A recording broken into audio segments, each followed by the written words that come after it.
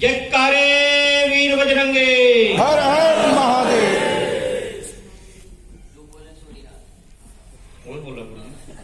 जो बोले सोनिया।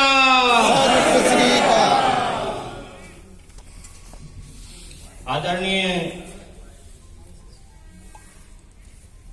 मंच पर उपस्थित सभी संतजन, इस जिले के माननीय जिला संचालक जी, नगर संचालक जी सुनील जोशी जी और इस कार्यक्रम के माननीय अध्यक्ष जी, आज का ये कार्यक्रम एक प्रकार से विशेष कार्यक्रम है और विशेष कार्यक्रम इसलिए है कि इस कार्यक्रम का जो आयोजन है वो राष्ट्रीय स्वयंसेवक संघ कर रहा है। मैं बहुत सारे स्वयंसेवकों को जानता हूं, कुछ को नहीं जानता, कुछ नए हैं। तो राष्ट्रीय स्वयंसेवक संघ, उसकी भूमिका और इस कार्यक्रम को करने का उद्देश्य गुरु तेग बहादुर जी का जो शहीदी है उसको हर जन तक पहुंचाना, और जन तक उसको कौन पहुंचाएगा ये हमें क्लियर करना है, ये हमें समझना है। अभी आजकल में आप लोग व्हाट्सएप पे एक मूवी की चर्चा कर रहे होंगे, वो आने वाली है 11 तारीख को, लोग बता रहे हैं। उसका नाम है कश्मीर फाइल। कश्मीर में किस प्रकार का अत्याचार हुआ, किस प्रकार का संघर्ष हुआ और कैसे लाखों लोग अपने घर बार छोड़कर घर से निकाल दिए गए, घर से बाहर दिल्ली, मुंबई, बेंगलुरु, बहुत शहरों में वो अभी भी निवास करते हैं। देहरादून में भी है, हरिद्वार में भी है और विकास नगर में भी है, ऋषिकेश में भी है। लेकिन आश्चर्य होगा, एक सीरियल हम लोग देखते होंगे, उस सीरियल का नाम है the Kapil Sharma comedy circus के नाम से सीरियल आता है। और आज कल कपिल शर्मा ने कहा कि जो ये फिल्म बनी है, इस फिल्म में कोई प्रसिद्ध हीरो नहीं है, इसलिए इस फिल्म को मैं प्रमोट नहीं करूंगा। क्योंकि कोई प्रसिद्ध हीरो होता, आमिर खान होता, सलमान खान होता या अक्षय कुमार होता, कोई भी होता, ऋतिक रोशन होता, तो प्रसिद्ध हीरो होता, तो उसको वो प्रमोट करते हैं। तो देश के बारे में, देश की जानकारी देना इसी प्रकार का है जिस प्रकार से कपिल शर्मा ने बोला है। हम संघ से जुड़े तो संघ का स्थापना, संघ की स्थापना का उद्देश्य अगर हमें ध्यान है तो संघ के संस्थापक डॉक्टर हेडगेवार ने जो एक वाक्य बोला वो हमें पहले समझना चाहिए। उन्होंने कहा कि भारत विश्वगुरु था और यहां तक बोला गया है कि 1.25 लाख पे एक लड़ाऊं तब गुरु गोविंद सिंह नाम कहूं। यानी कि मेरा नाम गुरु गोविंद सिंह तभी हो सकता है जब मेरा एक सैनिक 1.25 लाख के साथ लड़ेगा। हम गर्दन कटने के बाद भी युद्ध करते रहे। और अभी एक मूवी आई थी, हम सब ने देखी भी होगी, ताशकंद। एक दूसरी पिक्चर आई केसरी, तो केसरी में 21 सैनिक किस प्रकार से मुकाबला करते हैं। उसके बाद भी भारत गुलाम हो गया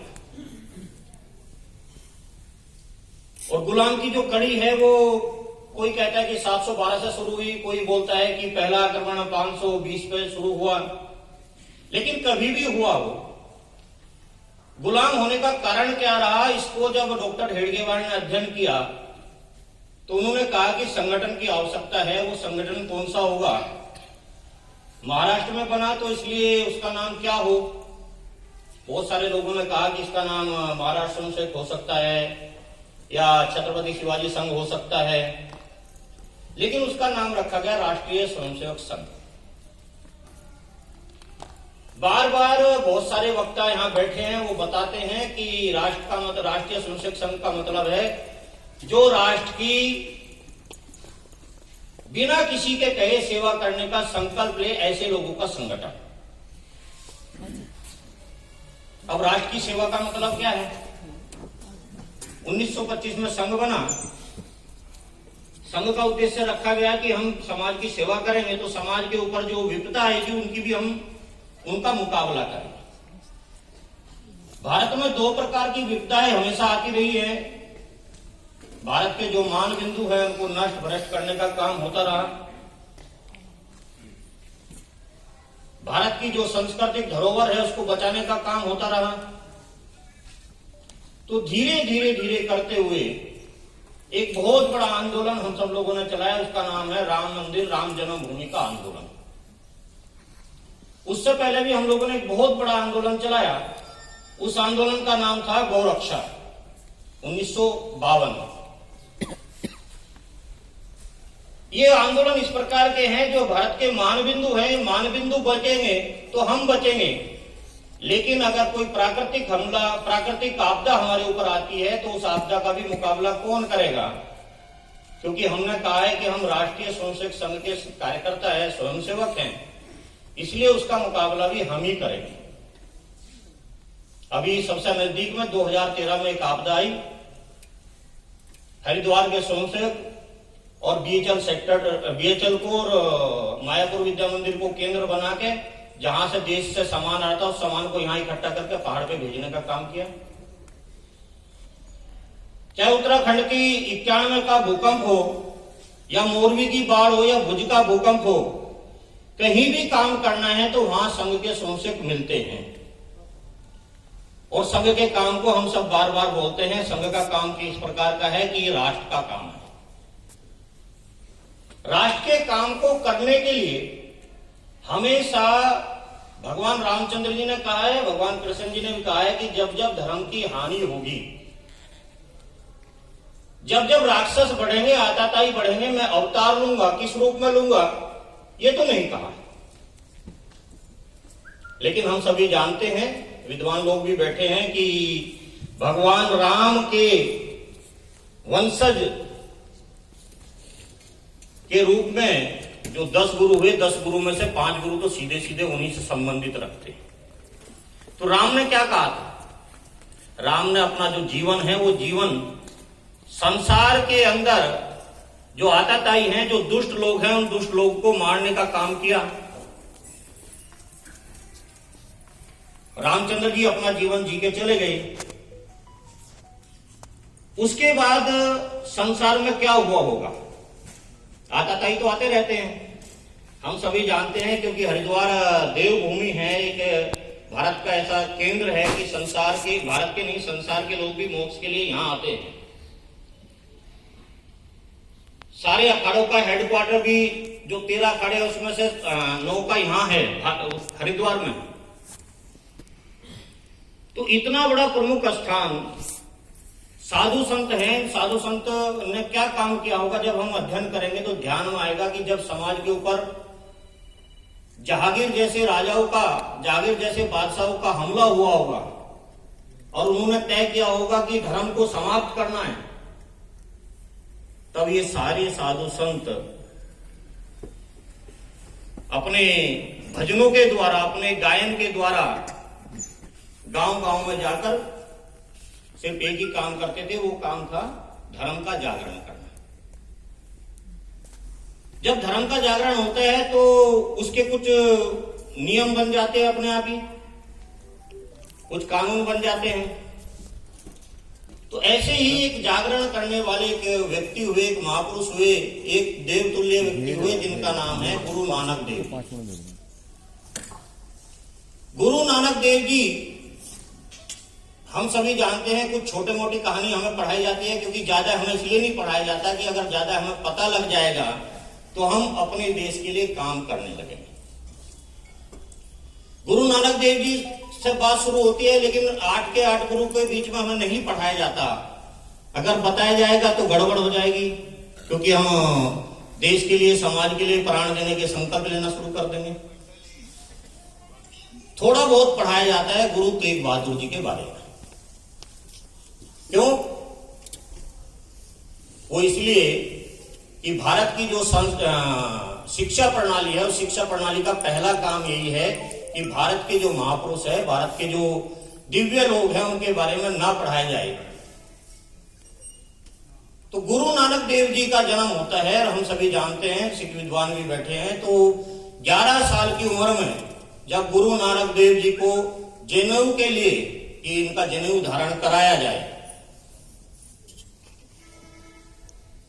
तो गुरु नानक देव जी मने कर देते हैं। और जब मने करते हैं तो चर्चा चलती होगी। तो महाभारत में घटना है, युधिष्ठिर को एक पाठ बताया जाता है कि आपको एक पाठ याद करना है। वो पाठ कौन सा है कि सदा सत्य बोलो। लेकिन युधिष्ठिर पहले दिन याद नहीं करता, दूसरे दिन याद नहीं करता, तीसरे दिन याद नहीं करता। तो गुरु जी उसकी पिटाई करते हैं। पिटाई करने के बाद युधिष्ठिर जी कहते हैं कि मैं तय करता हूं, मैं ऐसा प्रण लेता हूं कि मैं इस पाठ का, इस मंत्र का सदा जीवन में प्रयोग करूंगा। और हम सभी को ध्यान है, महाभारत के युद्ध में द्रोणाचार्य कहते हैं कि अगर युधिष्ठिर आके कह देगा कि अश्वत्थामा मर गया तो मैं विश्वास करूंगा।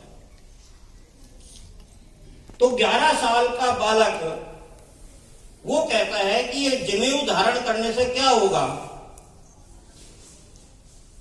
जो पंडित जी आए होंगे, उनके घर वाले होंगे, उनके रिश्तेदार होंगे, उन्होंने कहा कि इसके धारण करने से बहुत सारी चीजें, बहुत सारे गुण, और हम हिंदू हैं, हिंदू धर्म में जीते हैं, अनिवार्य है। तो 11 साल के बालक ने कहा कि मैं वो सारे काम करूंगा जो हिंदू धर्म में मान्य है। और पहला कौन सा काम किया?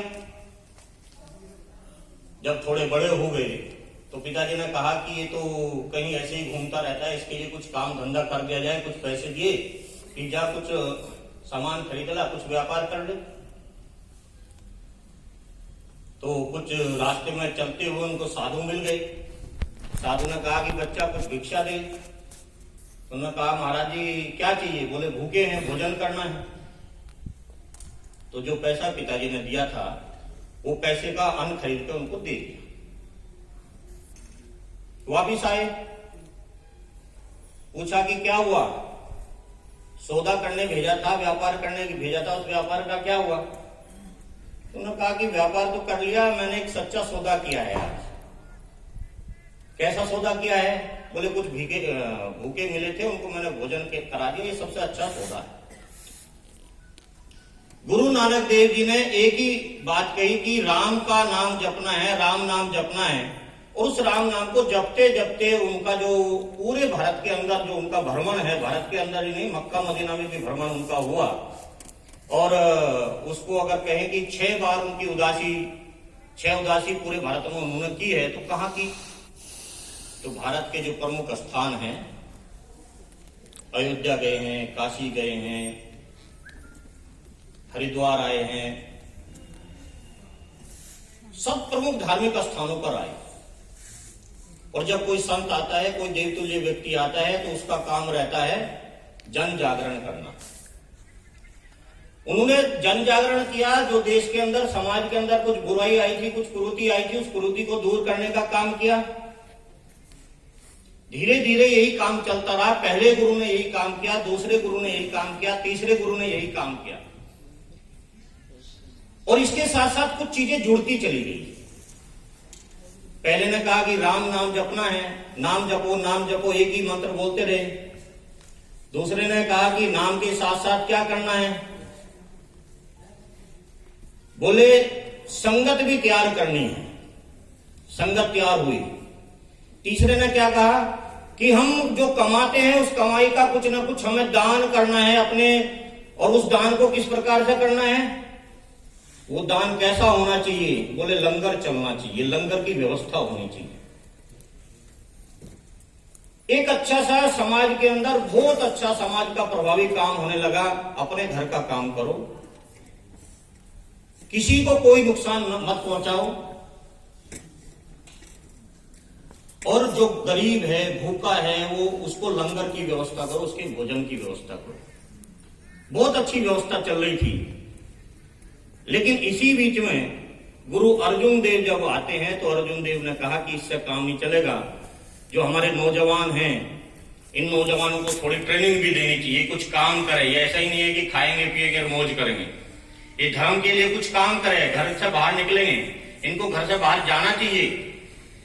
तो कुछ व्यवस्था हुई। ये व्यवस्था उस समय का जो बादशाह था, उस समय का राजा था, उसका नाम था जहांगीर, उसको अच्छी नहीं लगी। बोले ये तो गड़बड़ हो गया। हमको बार बार एक कहानी सुनाई जाती है कि कोई भी जो तपस्या करता है, साधना करता है, तो सबसे पहले दिक्कत किसको होती है? इंद्र को होती है। इंद्र अप्सराएं भेजता है, अन्य कोई व्यवस्था करता है, बोले इसकी तपस्या भंग करो।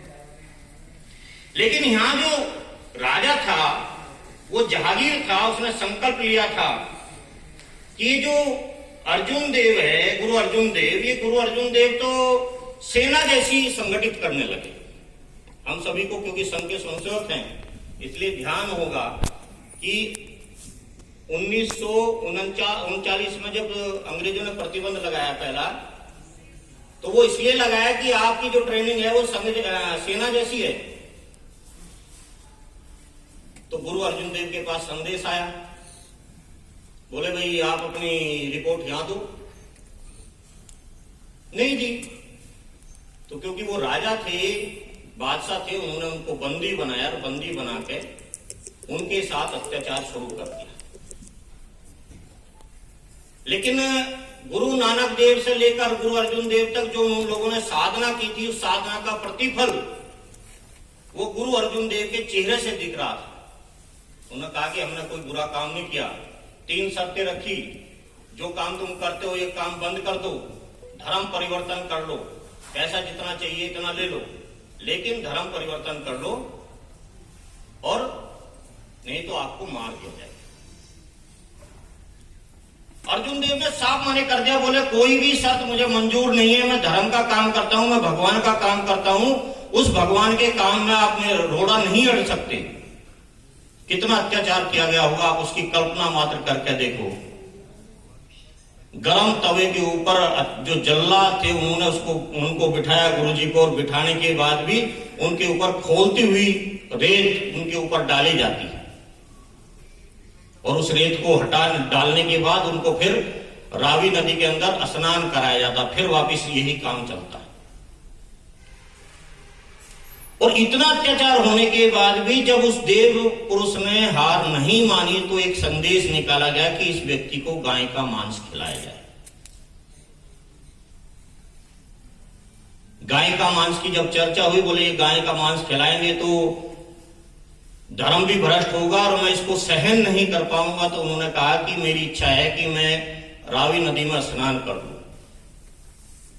और हम सभी जानते हैं कि वो रावी नदी के अंदर गए और जाते ही उसी स्थान पर उन्होंने अपना ज्योति ज्योत हो गए, अपना जो यह लीला थी वो समाप्त कर दी। लेकिन उस अत्याचार की हम एक बार कल्पना करें, और जैसे ही अत्याचार पूरा हुआ, उनकी ज्योति ज्योत हो गई, तो छठे गुरु ने कहा कि ऐसे काम नहीं चलेगा, हमें धर्म की रक्षा करनी है, हमें संतों की भी रक्षा करनी है। हम हनुमान चालीसा में बार बार बोलते हैं कि हनुमान जी एक हाथ से संतों की रक्षा करते हैं, एक हाथ से हम दुष्टों का नाश करते हैं। तो छठे गुरु ने कहा कि हम भी ऐसा ही करेंगे। उन्होंने 2 तलवार धारण की, एक का नाम रखा